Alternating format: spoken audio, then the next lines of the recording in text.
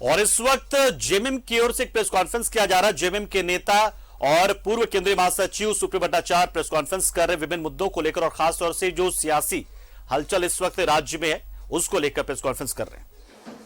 3 उपचुनाव हुए यहां पर 2 बार में। हर उपचुनाव में भारतीय जनता पार्टी के द्वारा एक कॉमन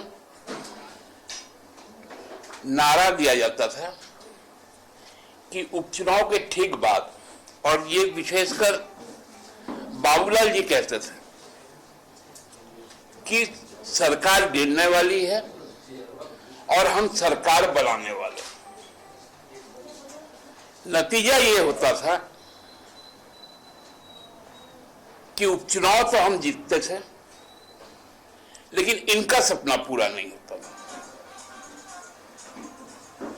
आपको याद होगा, अब बाबूलाल जी वो सब बोलना बंद कर दिया,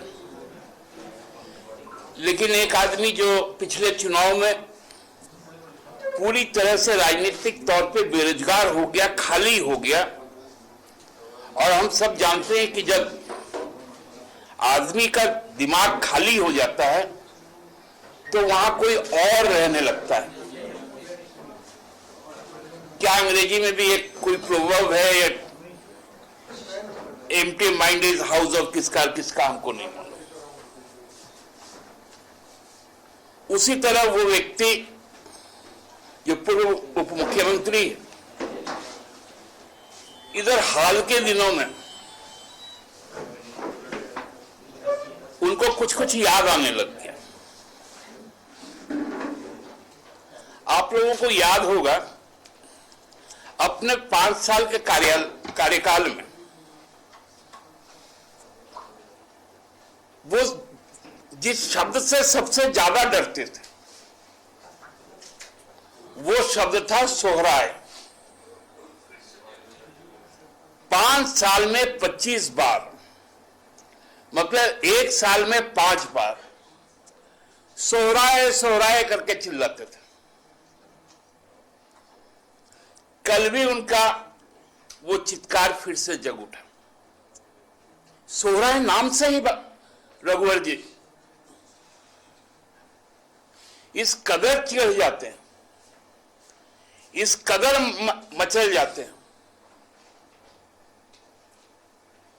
क्योंकि सोहराय, बदना, माघे, टुसु, करम, सरूल,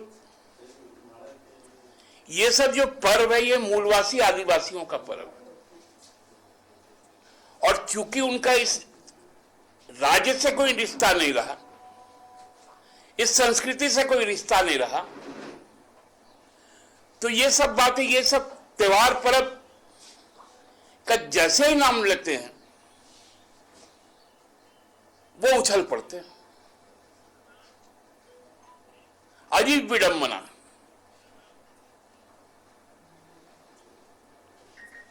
हर बात पे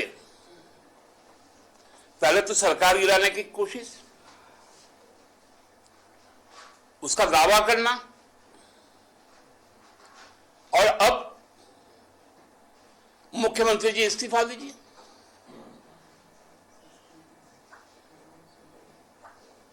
बंगला में कहावत है कि इस्तीफा कोई हाथ का मुआ है क्या, कि बच्चा रोने लगे तो हम उसको मुआ पकड़ा दे। मुआ एक मूढ़ी का बना हुआ गुड़ का मिठाई होता है। सरकार चल रही है, सरकार पूरे कमिटमेंट के साथ आगे बढ़ रही है, लोगों की आकांक्षाएं पूरी हो रही है,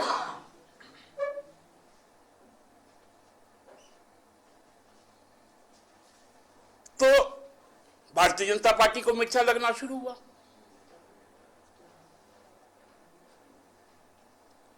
पिछले बार सोहराय सोहराय करते हुए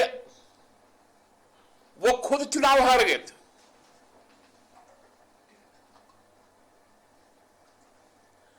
आप बताइए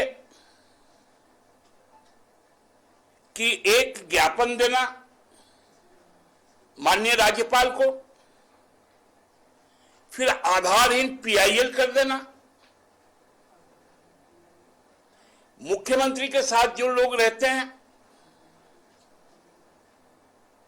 उन पर अनर्गल आरोप लगा देना, तथ्यों की जांच भी नहीं करना। हम लोग सबको मालूम है, जब रघुवर जी मुख्यमंत्री थे हम लोग ने इस बात को कभी उठाया नहीं, क्योंकि उनका पुत्र है, उनको भी रोजगार की आवश्यकता है। वो कई कंपनियों में डायरेक्टर थे, इतना तक कि टाटा में नौकरी मिला। छत्तीसगढ़ से सैकड़ों लोगों को लाकर झारखंडियों का हक मारकर, पूरी सूची है हम लोगों के पास,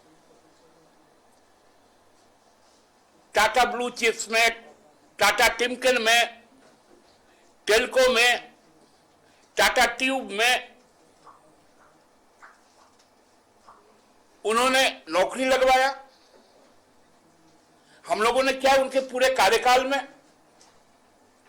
एक बार भी इस बात को कहा कि आप अपने बेटे का नौकरी क्यों लगवा रहे हैं टाटा में?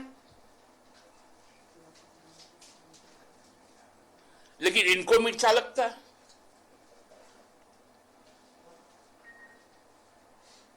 जो खनन पट्टा की बात करते हैं 2008 का था, 2009 के इलेक्शन एफिडेविट में उस पे उसका डिक्लेरेशन है इलेक्शन कमीशन ऑफ इंडिया का, 2014 में डिक्लेरेशन है, 2019 में डिक्लेरेशन है। और मैं आपको कहूं कि वो भूखंड का एक भी पत्थर आज तक नहीं निकला, क्योंकि सरकार ने उसकी अनुमति ही प्रदान नहीं की। तो जब वो उत्पादन ही नहीं हुआ,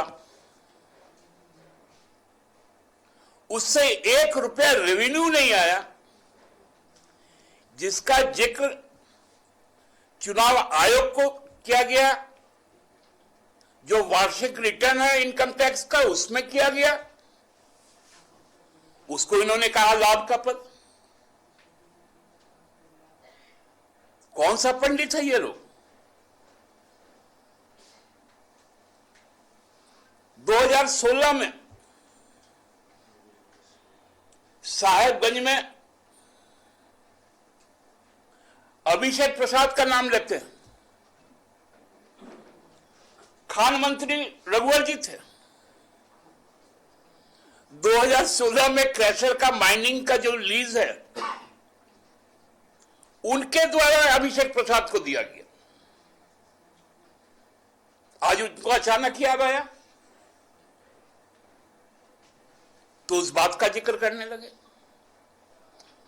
उस वक्त वो क्या किसी लाभ के पद पर बैठा हुआ था? वो तो आपके विपक्ष में था। उन्होंने व्यवसाय के लिए सरकार से आवेदन किया, सरकार ने स्वीकार किया।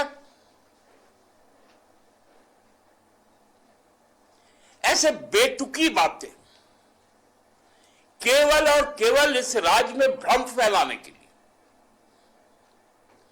जो डेवलपमेंट के प्रोसेस है उसको रोक देने के लिए, उसमें हर्डल्स उत्पन्न करने के लिए ये सारा खेल रचा जा रहा है। हम लोग अभी देख रहे हैं महाराष्ट्र में क्या चल रहा है, बंगाल में क्या चल रहा है। तैयार बैठे हैं सेंट्रल एजेंसी कि कहीं से भी कुछ किसी भी तरह चीजें सामने आए और हम झपट पड़े।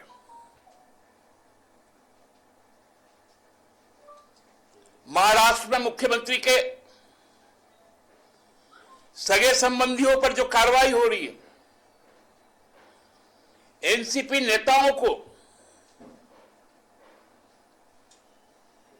बिना कारणवश केवल भाजपा के आलोचना के लिए मंत्रियों को जेलों के पीछे डाला गया। बंगाल में मुख्यमंत्री के सगे संबंधियों पर लगातार शिकंजे कस रहे हैं।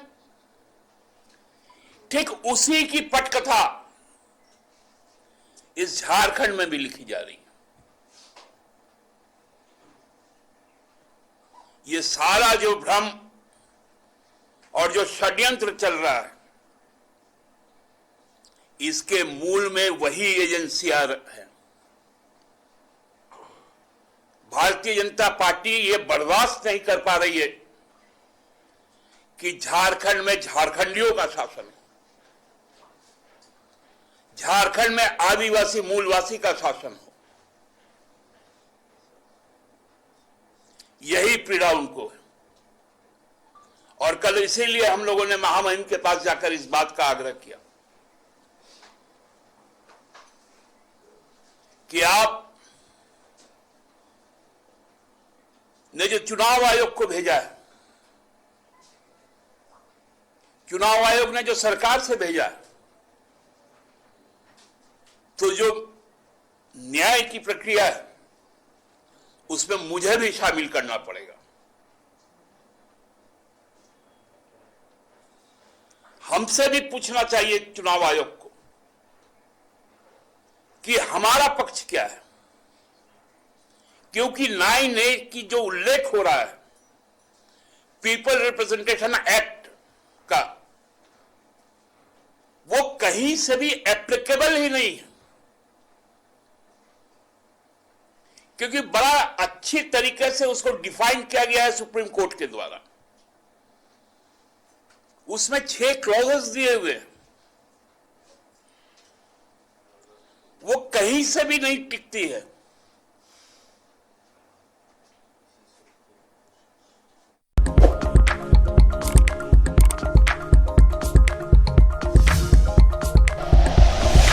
Like and share videos, subscribe करें हमारा चैनल और प्रेस करें बेल आइकॉन। न्यूज़ 11 भारत, सच है तो दिखेगा।